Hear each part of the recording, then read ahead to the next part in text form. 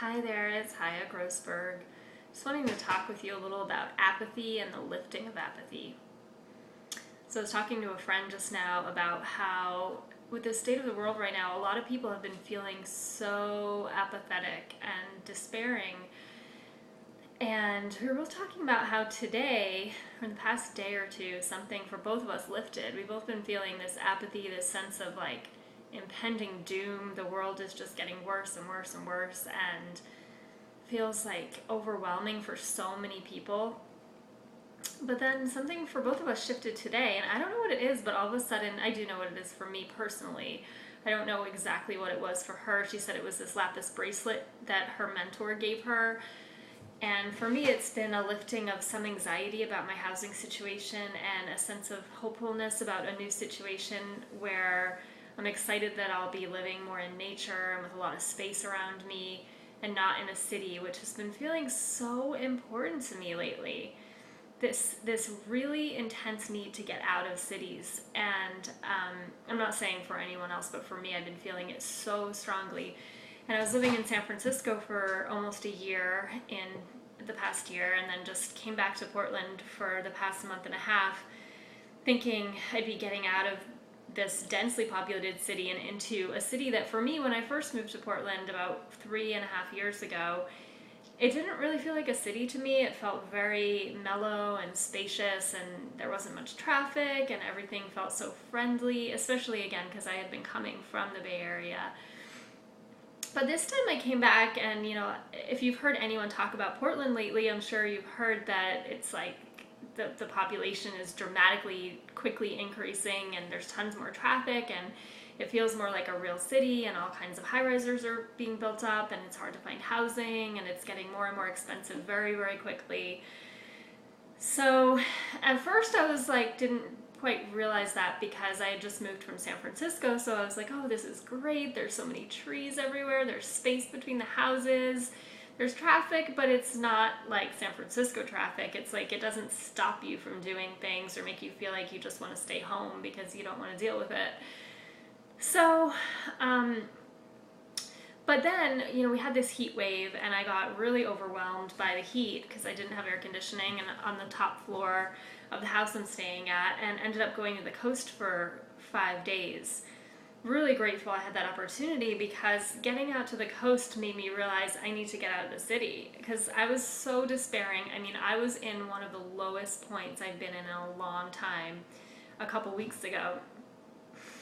But as soon as I got out to the coast, I felt like 90% better because I was staying in a tent on this land that was like 1.5 acres and had a huge view of the Pacific Ocean.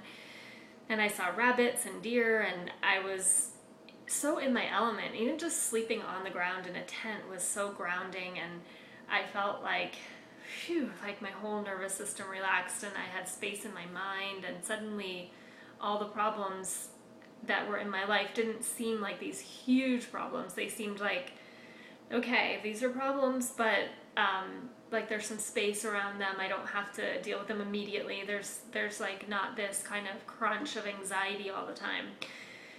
So I realized, okay, Portland's a city, and even though it's not San Francisco, it's still a city, and I kind of need to get out of here. So I found, then, the week after that was kind of chaos in my mind too, because, okay, I don't want to live in a city, but where do I want to be? There's so many options. Housing's kind of hard in a lot of places. There's a lot of small towns in Oregon and Washington State that I've never been to. I don't know anyone there. But I did have this other option, so I'm not going to say what it is yet because I don't want to jump the gun or speak of something before it's been officially determined. So, but it gave me a lot of hope, and there is a situation that's likely that I'll be moving into that's in the country. I mean, it's in a small town, but it's a lot of space and tons of nature, very mellow vibe, and I just feel like with the amount of screen usage and radiation and Wi-Fi and EMFs and electricity and just everything that we have to such a high magnitude now, especially in cities, is making me feel the need to get out of the city. So I'm really grateful that I realized this. And I know we all need our own things for our sanity, but the way that San Francisco felt to me was just like everyone was on their screen all the time, in front of their phone all the time. Even when I hung out with my friends, it was like they didn't want to talk to me. They didn't want to listen to me. They just wanted to scroll through their screens. And that was like too much. And then in Portland, it's like a little better. I feel like I have friends that will actually engage with me here, and it's not just the screen, but it still feels to me like there's something that's disconnected, and like I need to get further out so that I can feel connected to my roots again, which are the earth, and being able to relate with other people. I think a lot of us are losing the basic ability to relate with other people. I know I am. I've been so isolated for the past few years, moving around a lot, living in cities where I didn't know very many people, and just moving around a lot and having to kind of start over, even if it's a place I've already lived, having to restart and reconnect with a flow, with a community. A lot of my friends are moving around a lot, so even when I go back to a place that I lived for a while, most of my friends aren't even there anymore. That's what happened in Portland. A lot of my friends have left in the past year, so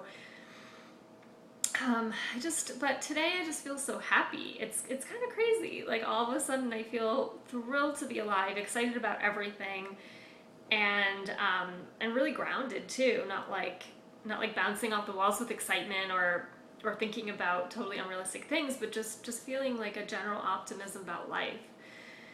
So I just want to share some of that good energy, and if you're out there feeling despairing, you're not alone. A lot of people are feeling such high levels of stress right now for so many different reasons, and I just want to encourage you to keep envisioning what you want. And I know that when I get really stressed and overwhelmed and maxed out, it's like I can't even think about what I want. All I can think about is my safety in the moment, or for today, or like just feeling safe on a very basic level. And I was starting to get so accustomed to this desperation to feel safe that I wasn't actually choosing. I wasn't actually saying, this is what I want.